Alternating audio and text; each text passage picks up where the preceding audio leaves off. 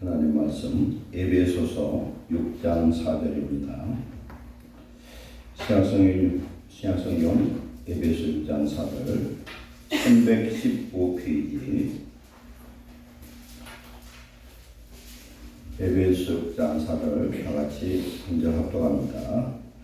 또 아비들아 너희 자녀를 더럽게 하지 말고 오직 주의 교훈과 훈계로 양육하라. 아멘. 색깔 피하시고 골로새서 3장 21절로 갑니다. 327페이지 골로새서 3장 21절 다같이 합독합니다. 아비들아 너희 자녀를 노엽게 하지 말지니 낙심할까 함이라. 아멘. 하나님 감사합니다. 오늘 밤도 다시 한번 예배할 수 있는 복된 기회와 축복 주심을 감사합니다.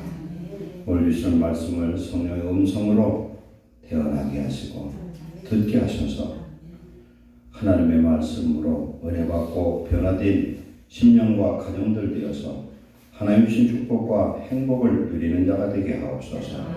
이 시간 오직 성령님 우리의 마음을 주관하여 주옵소서. 예수님의 이름으로 감사하며 기도하옵나이다. 아멘. 부모의 자녀 교육이라는 제목으로 오늘 주신 말씀을 통해서 은혜를 받겠습니다. 오늘 어린이 주일이고 또한 어린이가 아니더라도 이 시간 하나님의 자녀와 또 부모들이 여기 있습니다. 오늘 우리는 이 말씀을 우리가 배우고 앞으로 또 우리가 부모가 될 사람들이에요. 우리 젊은 사람들도. 그래서 우리가 하나님의 말씀을 가지고 자녀를 교육을 해야지. 그렇지 않냐면 오늘 똑같은 말씀 같지만 자녀를 노엽게 하면은 자녀들이 낙심한다는 겁니다. 낙심하면 어떻게 됩니까? 아이들이 잘못하면 인생 망칠 수도 있다. 오늘날은 부모가 부모의 자격과 그런 준비된 인격과 영성이 되지 않아서 자녀들의 인생을 망칠 수가 있습니다. 오늘 이 말씀을 통해서 우리 자신도 바꾸고 우리 자녀들을 믿음으로 오늘 말씀 보면 주의 교훈과 훈계로 양육하라는 말씀대로 그렇게 양육해서 귀한 하나님의 축복에 자녀를 만드는 부모님 되시기를 축원합니다. 여기에서 말씀을 보면은 자녀를 노엽게 하지 말라 이런 의미는 어떤 뜻이냐? 자녀들을 괴롭게 하지 말아라. 아이들을 화나게 하면 안 됩니다. 흥분시켜서도 안 됩니다. 부모의 말 한마디가 자녀의 인생을 자녀를 죽이고 살릴 수도 있습니다. 아이들이 민감할 때는 부모의 그 말 한마디가 엄청 중요합니다. 그래서 우리는 내 생각이 아니라 우리의 말로 자녀를 교육할 것이 아니라 오직 하나님의 말씀으로 교육을 해야 되는 줄 믿습니다. 그래서 이 노여움이 사회에 악이 되어지고 범죄를 만들 수가 있다. 자녀를 노엽게 만들면 얘들이 뛰어나가서 무슨 짓을 할지 모르죠. 말 한마디가 그게 중요합니다. 그래서 부모가 자식을 가리키는 그 순기능이 아니라 역기능을 나타내어서 자녀를 잘못되게 만드는 그런 범죄하게 하는 그런 환경을 조성할 수가 있습니다. 그래서 우리의 부모들의 그런 교육은 이 작은 노여움을 정복하는 데서부터 시작이 됩니다. 부모가 자녀를 노엽게 하는 첫 번째는 이건 제 이야기가 아니라 많은 사람들의 그런 연구한 데이터고 또한 성경을 연구하는 영적 사람들의 결론이 어디에서 있느냐? 부부의 불화라는 거예요. 부부의 불화다. 아이들은 부모가 서로 사랑하는 모습을 볼 때 그 사랑하는 모습을 자기가 은혜원 중에 그것을 보고 나도 저런 부모의 사랑을 본받아야지. 결혼을 해야지 이런 생각을 할 수가 있는데 그렇지 않으면 역기능으로 어떻게 됩니까? 나는 결혼해야지 결혼하고 싶지 않다. 이럴 수 있다는 겁니다. 그러나 둘 중에 누구 하나라도 하나님의 은혜 속에 붙들린 부모가 있다면 그 자녀는 반드시 잘 될 줄로 믿습니다. 어떤 사람이, 어떤 젊은이가 일기에 그런 걸 쓴 내용이 있어요. 자녀를 노엽게 하는 많은 일 중에서 가장 큰 노여움은 부부죠. 부부 불안하는 겁니다. 자녀들은 부모가 서로 싸우는 것을 볼 때에 안정감을 잃어버릴 수 있어요. 불안해요. 애들이 부모가 싸우면은. 두 번째, 삶의 의욕이 꺾여버리고 자신감을 잃어버리고 심지어는 자살 충동까지도 느낀다는 겁니다.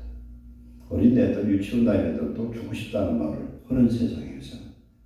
그러니까 아이들이 인격 형성되기 전에는 굉장히 위험할 수가 있습니다.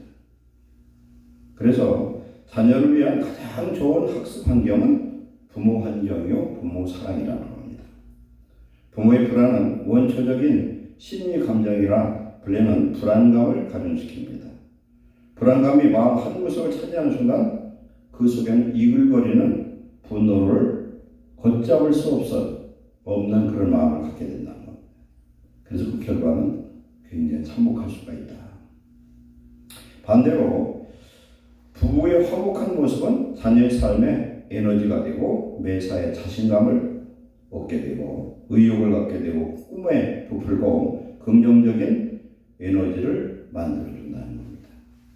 그래서 자기 자신에 대한 자존감이 생기고 부모가 자식을 사랑할 때 그 사랑은 엄청난 에너지가 되는 줄로 믿습니다. 그래서 자녀에게 가장 큰 선물이 뭐냐면 부부가 서로 사랑하는 것이다. 화목한 가정을 이루는 것이다. 그래서 아빠가 자녀에게 줄 수 있는 최고의 선물은 그 아이들의 어머니를 사랑하는 것이라는 말도 있어요.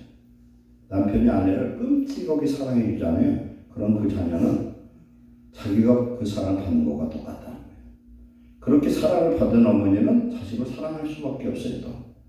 사랑은 자꾸 돌고 돌죠. 우리가 돈을 쓸 때도 보면 한국 사람은 이 머니를 갖다 돈이라고 하잖아요. 돈은 돌아야 되는 거예요. 사랑은 내가 베풀면 그게 돌고 돌아요. 우리 하나님의 사랑을 맛본 사람은 사랑을 베푸는 줄 믿습니다. 하나님의 사랑을 많이 받아요.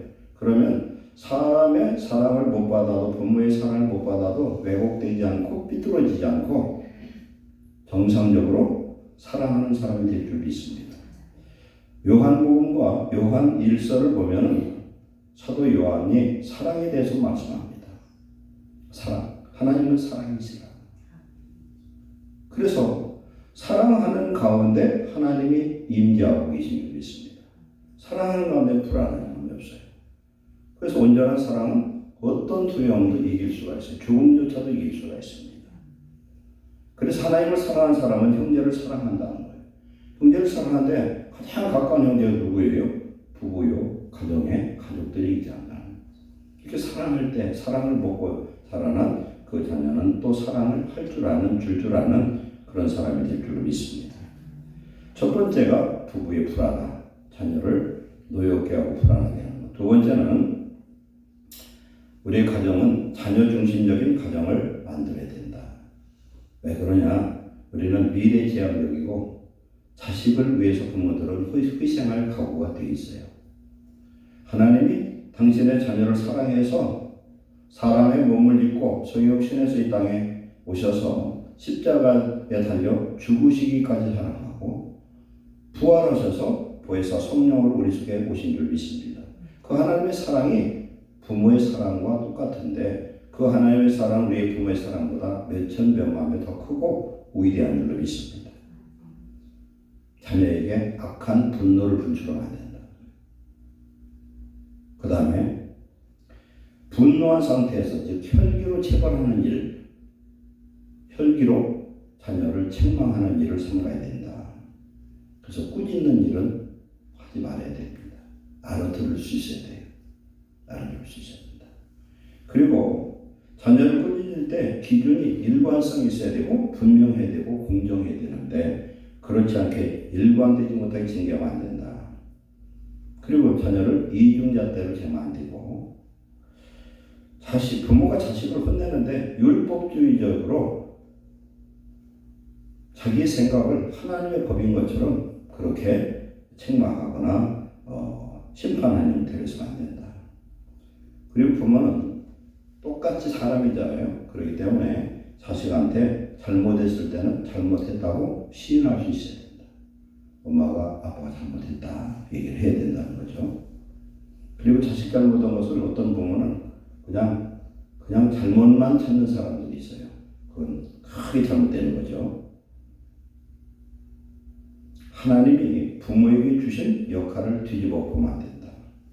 부모에게 맡긴 건 뭘 맡겨요? 하나님 대신 그 자녀를 잘 양육하고 보호해서 하나님께 영광 돌리는 귀한 자녀로 키우는 것이 부모에게 이런 역할이거든요. 이걸 우리는 잊어서는 안 됩니다. 그리고 부모로서 해야 될 일 중에서 자녀의 의견 혹은 입장을 안 듣는 것. 안 들으려고 안 해. 부모 말만 막 일방적으로 강요하고 퍼부수면 안 된다. 그러면 그 자녀에게는 막 화가 치고 이러는 거예요. 그렇죠? 안 들어주면. 나이 든 사람도 그런 사람도 있어요. 우리도 어떤 목사님 한 분 있는데 그런 분이 있어요. 자기 얘기만 해요. 그냥. 그러면 그분하고 얘기한 사람들은 다시는 얘기를 안 하려고 해요. 목사가 됐는데도 그런 사람이 있어요. 왜 그런가? 그 이유를 봤더니 그분 자라오면서 환경 속에서 그런 사람이더라고요. 그래서 우리는 성도들이 혹시 어떤 단점이나 잘못된 게 있어도 그렇게 책망할 수 없는 건 어려서부터 성장하는 그 과정 속에서 잘못된 환경 속에서 그런 이상한 사람을 만들었다는 걸 알고 불쌍히 여기게 돼요. 그리고 다른 집 애들하고 비교하면 안 돼. 누구는 어떤 데도는 왜 그러냐면 제일 낙심한다. 이건 뒤에 이제 나오겠지만 우리 자녀는 특별한 줄 믿습니다. 특별나요. 지금 85억이 넘는 인구 중에서 똑같은 사람 한 명도 없어요. 왜 그랬을까? 하나님 왜 그렇게 만들었을까? 하나님은 각자 특별하게 사용해서 특별하게 하나님께 영광 돌리는 피조물을 만드신 줄 믿습니다. 유별난 거예요. 유별나요. 그래서 비교하면 안 돼요. 그냥 상대평가를 이렇게 해서 안 돼. 절대적으로 가치가 있는 그런 자녀들이라는 걸 알아야 됩니다. 그리고 아무리 바빠도 자녀들하고 얘기하는 시간 꼭 가져야 된다. 오빠 같은 경우는 돈 벌어다 주면 끝이 아니에요. 이게 얘기를 할 수 있어야 돼요. 애가 무슨 생각을 하나. 어떤 집은 오늘 밤에 애가 집을 나가려고 하는데 엉뚱한 소리 하고 있어. 그럴 수도 있어요. 애가 무슨 생각하는 걸 알아야 되겠죠. 그래서 이야기를 들어줘야 돼. 상담 중에 최고의 상담가는 들어주는 거예요. 일방적으로 얘기하는 별로 의미가 없어요. 들어주는 게 좋아. 들어주면은 그 문제가 있던 사람이 실컷 얘기하고 지가 처방하고 치료받아서 보따리 싸고 간대. 들어주면. 그 들어주는 게 참 중요해요. 그리고 자녀를 칭찬하지 않는 부모. 칭찬해줘야 돼. 칭찬거리가 없어도 칭찬거리를 만들어서라도 칭찬해주면 애가 바뀌어요. 책망보다는 칭찬이 좋습니다. 그리고 부모가 약속을 안 지키는 거예요. 분명히 뭐 해준다고 해놓고서 완전 오리발레미는 부모들 안 돼요. 반드시 약속을 지켜야 돼. 애들 돈도 떼먹으면 안 돼. 애들이 우리 아는 목사님 손자가 하나 있는데 돈을 많이 모아서 애가 몇 살 안 되는데 몇백만 원이 모았는데 할머니한테 그랬대. 우리 엄마는 믿을 수가 없어요. 그러더니 돈 다 떼먹었대. 안 되는 거예요. 그래서 엄마를 믿을 수가 없어가지고 내 걱정이라고. 돈 관리를 자기가 얘기했다고 그랬더니 초등학교 들어갈 정도밖에 안 됐는데. 그리고 남들 앞에서 자녀를 꾸짖거나 책망하면 안 된다. 부모가 자식을 인정해 주잖아요. 그 자식은 반드시 잘 됩니다. 반드시 잘 돼요. 너무 많은 자유를 줘도 안 되고 또 자유를 주지 않아도 안 된다. 적당한 자유가 필요하다. 자녀를 비방하거나 조롱해서도 안 됩니다. 그리고 자녀를 육체적으로 학대하는 그런 부모들도 가끔씩 있어요. 그거 안 됩니다. 그리고 자녀에게 욕하는 것. 제가 장경동 목사님 그 설교를 듣고 배꼽을 잡았는데 자기는 평생 자라면서 욕만 해도 먹고 자라대. 뭐 기본이 육시할 놈이래요. 자기 엄마가. 근데 그런 훌륭한 목사님 어떻게 나왔나 물어봤어요. 은혜 받아서 그런 줄 믿습니다. 하여튼 어려서부터 자기 어머니가 입이 걸쭉해가지고 얼마나 욕을 하는지, 하여튼 욕이 상식이 되어가지고 들어도 아무렇지도 않아요. 욕을 하다 한 거죠. 욕을 하지 말아야 돼요. 그리고 자녀에게 너무 과도한 기대를 해서도 안 된다. 또 자녀들이 여러 개 있으면 꼭 편애하는 경우가 있어요. 그래도 큰일 납니다. 하나님 말씀과 일치하지 않는 그런 양육 방식을 사용해서는 안 된다. 오늘 이 말씀 속에서 우리는 하나님의 자녀를 절대 노엽게 하면 안 된다. 자녀가 부모의 그 모든 일에 대해서 이해할 수 있어야 돼요. 체벌을 하더라도 맞을 만한 이유를 설명하고 지가 맞아야 되지. 이해를 못했는데 그 아이를 때리면 어떻게 되겠어요? 분노, 저항, 이상한 쪽으로 흘러가겠죠. 그래서 유대인들의 자녀 교육법에 대해서 우리 잠시 좀 나누려고 합니다. 유대인은 전체 세계 인구의 2% 정도밖에 안 돼요. 근데 미국 아이비리그, 미국 동북부에는 유명한 명문대학교 8개 대학이 있는데 그 대학의 학생들의 30%가 유대인들이래요. 그리고 노벨상의 수상자가 23%가 유대인입니다. 그리고 미국의 언론, 영화, 금융산업을 다지고 있어요. 유대인들이. 사실상 유대인들이 세계의 모든 걸 다 지고 있다 해도 과언이 아니에요. 지금. 얼마 전 뉴스를 봤더니 그 하버드에 미국에서 지원하는 그 지원금이 3조 원이래요. 3조 원. 그런데 그걸 트럼프 대통령이 막아버려서 왜 그런가 했더니 여러 가지 복잡한 게 있더라고요. 하버드 대학에서 최고의 그 후원자는 유대인들이래요. 어마어마한 돈들이 유대인들이 거기서 기탁을 하는데 지금 이스라엘을 반대를 하고 팔레스타인 그쪽 그 저항 세력을 두둔하는 그런 집회들이 있으니 그걸 막아버리는 거예요. 유대인들은 특별한 공부법과 교육 방법이 있어요. 첫 번째는 유대인들은 자녀들에게 논리력과 사고력을 키워주는 토론 교육을 많이 해요. 즉 부모와 이야기를 많이 하는 겁니다. 그래서 자신의 생각을 말하는 것을 유대인들은 두려워하지 않아요. 부모하고 충분한 대화를 하고 자기 논리로 아빠를 엄마를 설득을 해야 돼. 그런 것이 훈련이 되어 있다는 겁니다. 그래서 하버드에 들어간 유대인 학생들 첫 번째 그 교육의 특징은 제일 먼저 부모와의 대화라는 겁니다. 우리 가정 속에서 부모가 대화를 안 하면 안 돼. 밥만 먹이면 안 돼요. 대화를 많이 한번 해보시기 바랍니다. 그래서 부모로부터 다양한 주제의 질문도 받고 자신도 질문하면서 논리력을 키워나갑니다.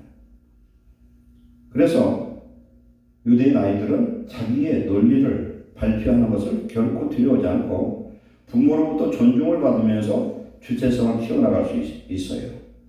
질문을 통해서 호기심을 자극시켜주기 때문에 아이들은 자발적으로 독서도 하고 자신의 생각을 글로 정리하는 그런 습관도 갖고 있습니다. 생각하는 기술, 독서하는 기술, 대화하는 기술 등을 터득하면서 자신만의 공부법을 발견한다는 거예요. 이게 특별한 아이들이죠. 그래서. 근데 여기에서 이것을 어디서 이런 것을 얻느냐? 식탁에서 나온다. 식탁에서. 특별히 저녁 식사에서 대화를 하고, 유대인들은요, 안식일이 토요일이잖아요. 금요일날 저녁에는 무슨 일이 있어도 온 식구가 모여서 식사를 하는데 아주 축제가 일어난대요. 그래서 충분히 대화하고 그렇게 함으로 말해서 편안한 토론의 장이 되어지고 가족 간의 교감이 이루어지고 그래서 이날만큼은 아무리 바빠도 온 식구가 모여서 대화한다는 겁니다. 그리고 이들이 대화하는 것은요. 항상 창의적인 대화를 한다는 겁니다.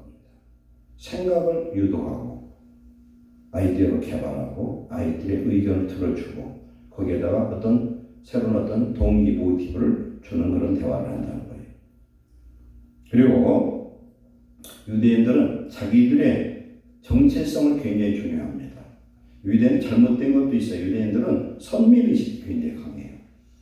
하나님의 특별한 선민의식. 신명기 7장 6절 7절 말씀 보면은 여호와의 성민이라는 거예요. 그런데 이들이 이런 정체성을 갖는 것은 하나님이 선택한 민족. 그래서 어떻게 됩니까? 반드시 하나님이 복 주시는 그런 민족이라는 것이죠. 그래서 자기 뿌리에 대해서 정체성이 굉장히 강해요. 그래서 그들이 쓰는 이 정체성의 교육은 토라, 즉 율법, 모세오경과 탈무드입니다. 그래서 유대인들은 13살이 되면 성인식을 합니다. 저희 이스라엘 갔더니 성인식을 하더라고요. 통곡예배가 앞에서 하는데 그때에 이 아이들이 뭘 들고 왔냐면은 두루마리 토라를 어깨에 메고 들고 와. 그러면서 이 성인식에 반드시 이 아이들은 히브리어를 배워서 히브리어 토라를 읽어요. 성인식에서. 그러면 얘들은 이제 뭐가 되냐면 어른이 되는 거예요. 어른이라는 건 어떤 의미가 있냐? 책임감을 갖게 되는 것이죠. 그리고 유대인들은 언어를 적어도 자기가 쓰는 자국어 말고도 2-3개를 꼭 배우게 시킨다는 거예요. 그래서부터. 그러니까 이 아이들이 사고력이 넓어지고 모든 영역이 넓어지는 것입니다. 그래서 이 아이들은 토라와 탈무드를 배우면서 역사를 배우게 되죠. 근데 중요한 건 가정에서의 스승이 누구냐면 아버지라는 거예요. 아버지가 굉장히 중요한 거예요. 아빠 역할을 우리가 잘해야 돼. 그러려면 어떻게 돼요? 아버지가 하나님 성경에 대해서 전문가가 되어야 되는 거예요. 왜 그러냐면 그럴 수밖에 없는 건 그 아버지도 어려서부터 뱃속에서 들은 말씀이 있어요. 그래서 한 7살 정도 되면 유대인들은 모세오경과 시편을 외우는 사람들이 많아요. 우리는 장절이잖아요. 장절이. 걔들은 장절도 없어. 줄줄 외워야 돼. 그게 가능하다는 거예요. 이건 뭘 말씀하냐? 하나님의 말씀이 들어가면은 천재가 되는 줄 믿습니다. 하나님의 말씀이 들어가면요, 이 말씀은 지혜와 지식의 말씀이에요. 능력의 말씀이에요. 하나님의 말씀이 들어가면은 그의 모든 걸 바꿔요. 내 신앙 골수를 쪼개는 그런 능력의 말씀으로 성경은 역사하는 줄 믿습니다. 그래서 토론을 굉장히 중요시해요. 그 전에 그 TV에서 봤더니 지금 이스라엘에 있는 히브리 대학을 나온 데 보니까 도서관이 난장판이에요. 더 되게 시장이에요. 우리 도서관 가면은 예를 들어 핸드폰도 이거 진동도 소리 난다고 그러잖아요. 걔들은 앉아서 얼마나 토론을 하는지 막 시끄러워서 시장판보다 더 시끄러워. 막 토론을 해. 정신이 없어요. 토론이 되게 중요한 거예요. 그 전에 제가 대학 들어가서 어디 MT를 갔는데 인간관계 훈련을 하는데 어떤 제목을 하나씩 주더라고요. 해서 그걸 갖고서 한 7명씩 모여가 팀을 짜가지고 그걸 대화를 시키는데 그걸 한 30분, 1시간 하고 났더니 다 친해져 버려서 이 토론이 중요한 거예요. 우리 교회에서도 그래요. 어떤 일을 할 때에 회의를 할 때에 충분히 이야기하는 것이 중요하다. 특히 우리 자녀들에게 그것이 중요한 줄 믿습니다. 그래서 우리 자녀들에게 이제 나이가 오늘 어린이주일을 맞았었는데 이제 중학교 정도 들어가면은 그 아이한테도 책임감을 심어줘야 된다. 자기가 해야 될 건 가르쳐야 되는 거예요. 유대인들에게 철저한 그런 것이 있어요. 책임감을 보여줘라. 무엇이 옳고 그른지를 분별하고 판단하고 책임을 지도록 해라. 그리고 이 아이들은 절대적으로 안식일에는 일을 안 합니다. 우리는 주일날 예배드리고 남는 시간에서 별짓 다 해요. 그게 주일 성수했다고 하는데 천만의 말씀은 그게 아니에요. 주일 성수는 온 주일을 하나님께 예배드리고 남은 시간도 우리가 하나님 안에서 선행을 하거나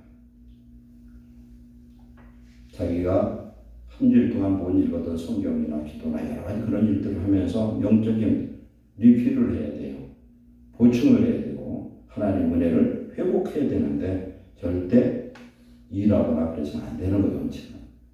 하루는 영적으로 육적으로 쉬고 영혼에 필요한 에너지를 공급하는 날이 안식일인 줄 믿습니다. 그러면서 그날은 더더군다나 한 가족이 더 대화하는 그런 계기가 된다. 그리고 유대인들은 그 아이들을 세계적인 상인으로 키우는 경제교육을 시켜요. 그래서 아이들은 어려서부터 협상 테이블에다 앉힌다고 해요. 협상 테이블에. 그래서 이런 말이 있어요. 유대인들은 가난한 것은 집안에 50가지 재앙이 있는 것보다 더 나쁘다는 거예요. 이게 탈무드 얘기인데 가난이 죄라는 거예요. 왜? 부지런하면 가난할 수가 없고 하나님의 자녀는 복 받을 수밖에 없는 줄 믿습니다. 가난하면 안 된다는 거예요. 그래서 유대인들이 추구하는 것은 청빈이 아니라 청부예요. 깨끗한 부. 성실히 노력해서 부자가 되라. 그 다음에 아들에게 직업기술 안 가르치는 것은 강도를 키우는 것 같아요. 세상 살아가려면 그가 뭔가를 알아서 그걸 먹고 살아야 되는데 아무것도 안 가르치고 그냥 무의도시 만들면 집안의 강도라는 거예요. 그리고 부자가 되려면 자선을 많이 해라. 구제를 많이 해라. 자문에 보면 그런 말씀 많이 나오잖아요.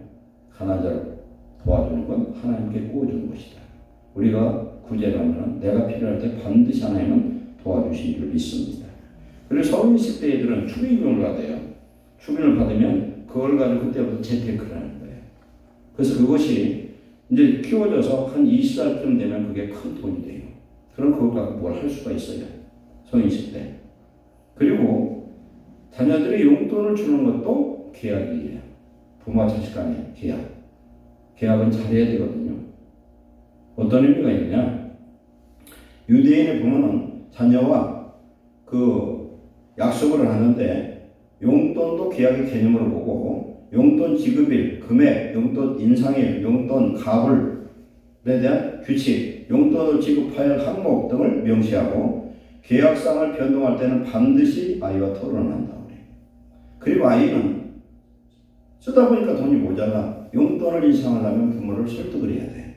부모가 설득당하지 않으면 용돈이 안 올라가는 거예요. 그렇게 어떻게 되든지 부모가 협상을 잘해서 돈을 올려야 될까요? 그러니까 협상의 기술이 자꾸 좋아지겠죠. 그래서 조목조목 이래서 이렇게 해서 이 돈 갖고는 안 되니 인상해 주십시오. 하다 보니까 경제적 개념과 협상 기술이 굉장히 좋아진다. 그리고 유대인들은 시간을 황금처럼 생각한다. 우리에게 시간은 돈보다 훨씬 중요합니다. 우리에게 주어진 시간을 우리는 기회예요. 헬라어는 시간을 두 가지로 얘기합니다. 하나는 크로노스, 시간이 그냥 흘러가는 시간. 그다음 또 하나는 카이로스예요. 카이로스는 기회라는 거예요. 우리에게 주어진 이 시간을 잘 활용하면은 무궁무진한 기회가 우리에게 주어질 줄 믿습니다. 유대인들은 성경을 교육을 시키는데 유대인들은 헌법이 없어요. 헌법이 뭐가 헌법이냐? 모세오경이 헌법이에요. 여기에 모든 것이 다 들어있다는 겁니다. 그래서 자녀들 교육할 때에 그 교육의 표준 교과서는 성경이라는 겁니다. 그래서 그들의 성경 교육은 실천적인 삶 교육이고 지식을 키워주는 것이 아닌 하나님의 말씀대로 사는 하나님의 사람을 만들어내는 진정한 인간 양육 교육을 시키고 있다는 걸 우리는 잘 기억하고 우리도 그래야 될 줄 믿습니다. 그래서 신앙 교육과 우리의 삶을 하나로 우리는 결합을 시켜야 되고 여기에서 사람을 근본적으로 변화시키는 참 교육의 능력이 여기서 나오는 줄 믿습니다. 그래서 우리는 이 유대인들은 3살 때부터 성경 말씀을 읽히고 암송을 시켜요. 말씀을 많이 외우면 외울수록 지혜와 총명의 사람이 됩니다. 다니엘과 그 세 친구 보면은 하나님이 학문과 서적을 깨닫게 하는 그리고 지식 은사를 주셨어요. 하나님의 이런 모든 은사는 말씀으로부터 시작됩니다. 그래서 인간은 유치원 시절 7세까지 그 인격의 뼈대가 90% 정도 형성된다고 해요. 그래서 얘들은 어린 시절부터 어머니 아버지부터 모세오경 함께 읽고 말씀해도 그 말씀을 읽고 설명해 준 교육을 계속 실행한다는 겁니다. 그래서 부모들이 성경을 안 읽고 기도하지 않고 영적으로 준비되지 않으면 그 자식을 가르칠 자격이 없어지는 거예요. 그래서 성경을 부모부터 가까이 하고 말씀을 던지고 해석해주고 그 아이는 어떻게 받아들이는가 이런 것을 우리는 점검하고, 그래서 그 아이들이 그렇게 되다 보면은 세대감이 없어져요. 우리는 그 좋은 점도 있고 나쁜 점도 있거든요. 대형 교회, 큰 교회들 같은 경우 교회가 어느 정도 되면 주일학교를 별도로 예배드리는 거예요. 이게 굉장히 영적으로 안 좋다고 해요. 왜 안 좋냐? 아이들이, 유대인들은 회당에서, 이 시나고그라는 회당에서 어른을 없이 똑같이 율법을 통해서 교육을 받아요. 그럼 어린애들이 어리지만 어른처럼 사고력이 생기고 뭔 뜻인지도 모르던 아이가 시간이 가면 다 알아듣는 거예요. 그만큼 지혜와 지식의 범위가 넓어지고 깊어지는 줄 믿습니다. 그런데 이제 어린이 주일학교에서만 이렇게 가르치는 애들은 그 수준을 못 넘어가요. 그러니까 영적 세계가 굉장히 유치한 거예요. 그래서 유치부예요. 그래서 그런 애들이, 어린애들, 금방 태어난 애들도 같이 앉혀놓고 말씀을 배우면 세대 차이가 없어지고 애들의 어떤 지혜와 지식의 범위가 굉장히 커지고 전인 교육이 이루어지고 대인 관계가 좋아지고 하나님 안에서 한 무리, 한 그룹을 이루는 그런 하나님의 백성이 되는 줄로 믿습니다. 그래서 우리는 우리 아이들을 키우는데 어떻게 키워야 되느냐? 아까도 말씀드렸지만 독특한 재능을 하나님 우리에게 주셨어요. 우리 자녀들에게. 공부 잘하는 순위는 별로 중요하지 않아요. 제가 오래전에 우리 중학교 동창회에서 여러 번 연락이 온 적이 있었는데, 봤더니 중학교 동창이 우리 학교 다닐 때 제일 꼴찌였던 친구가 중학교 동창이 됐어. 그래서 공부 잘하는 애들은 하나도 안 오는데, 왜냐하면 잘하는 애들이 잘된 사람이 별로 없는 거예요. 공부 못하는 애들이 동창회는 동창회장 다 애들을 가구나. 왜 그러냐? 그걸 보면 뭐라 할 수 있느냐? 공부 잘한다고 능사가 아니라는 거예요. 특별한 재주가 있어야 돼요. 달란트. 그래서 유대인 부모들은 그 자녀에게 주어진 하나님이 주신 특별한 그런 달란트, 특성, 그런 재주, 이걸 개발해서 할 수 있도록 밀어주는 거예요. 그래서 학교 소음 1등은 뭘 거예요? 물론 머리 좋아서 판검사하고 의사하는 것도 중요하죠. 그런데 제가 이렇게 사회생활 해보니까 판검사, 변호사가 참 머리가 좋아야 되지만 굉장히 골치 아픈 직업이에요. 그거 별로 좋은 직업 아니에요. 의사도 별로 좋은 직업이 아니에요. 제가 보니까 목사가 제일 좋아. 왜 좋냐? 축복하니까. 하나님을 알려주니까. 이게 좋은 직업 같아요. 힘들기는 해도 좋은 직업이에요. 봐봐요. 경찰관이야. 맨날 조사하는 죄인하고 신랑 일을 해야 돼. 검사. 맨날 그 범죄한 사람들이 속이잖아요. 아니라는 거예요. 거기도 시침 뚝대 거짓말하는 거예요. 그렇게 성질나게 욕을 할 수밖에 없어. 변호사도 마찬가지예요. 죄인들하고 늘 살아.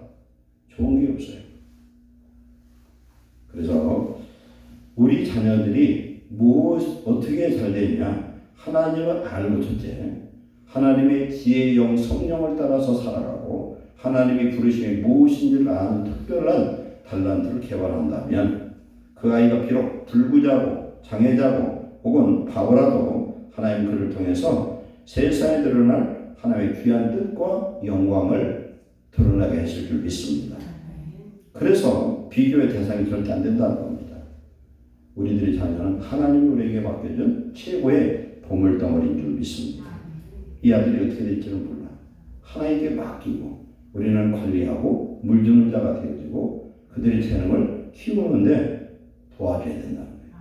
그러니까 꿈과 비전, 이런 재능을 발휘를 위해서 그들이 억압되지 않도록 자유로운 분위기와 환경을 만들어주고 기도해주는, 꿈을 심어주는 부모 되시기를 축원합니다. 그렇게 할 때에 우리 자녀가, 우리들이 판단을 봐서 학교에서는 꼴찌일지 몰라도 어느 분야에서는 아주 천재적인 재능을 발휘를 해서 세계에서 유명한 사람 될 수도 있고 대한민국에서 유명하고 대한민국에 필요한 사람이 될 수 있는 줄 믿습니다. 하나님은 우리 모두에게 그런 재능을 주었어요. 한동대학교 대학교 슬로건이 있는데 뭐가 있냐면요, 영어로는 Why not change the world? 제가 봤어요. 한번.